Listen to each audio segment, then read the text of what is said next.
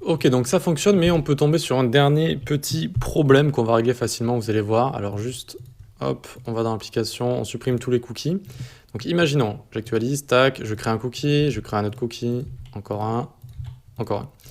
Maintenant, je les affiche, et là, j'ai envie de créer un nouveau cookie.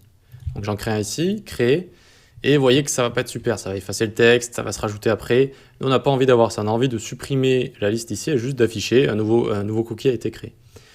Pour ceci, eh bien, on va faire, hop, on va aller dans créer cookie, donc quand on va cliquer sur la création d'un cookie, et on va dire affichage.innerHTML, l'HTML ou plutôt tous les nœuds qu'il y a dans notre liste affichage, donc son HTML interne si vous voulez, eh bien on va tout supprimer. Donc on va dire est égal chaîne de caractères vide comme ça.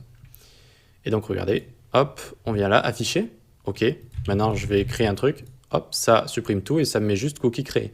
Ça n'a pas disparu, hein, vous inquiétez pas, c'est toujours là, les cookies sont toujours là, et je peux les refaire apparaître, et je peux recréer, etc., etc.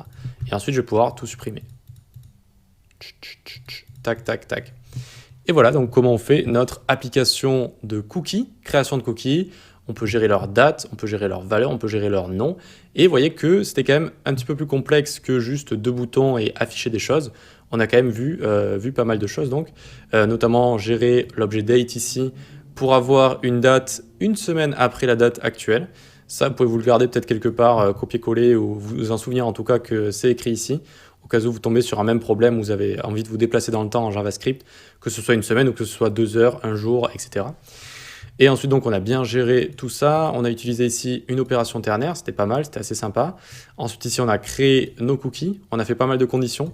Ça aussi, c'est utile pour bien gérer l'expérience utilisateur et bien gérer ce que l'utilisateur peut faire ou pas. On a bien géré nos données justement en gérant bien les espaces et les symboles, notamment avec un code URI component et avec des codes URI component. Et puis voilà, un peu de set timeout, un peu de tout ça, et on a réussi à faire une petite application sympa.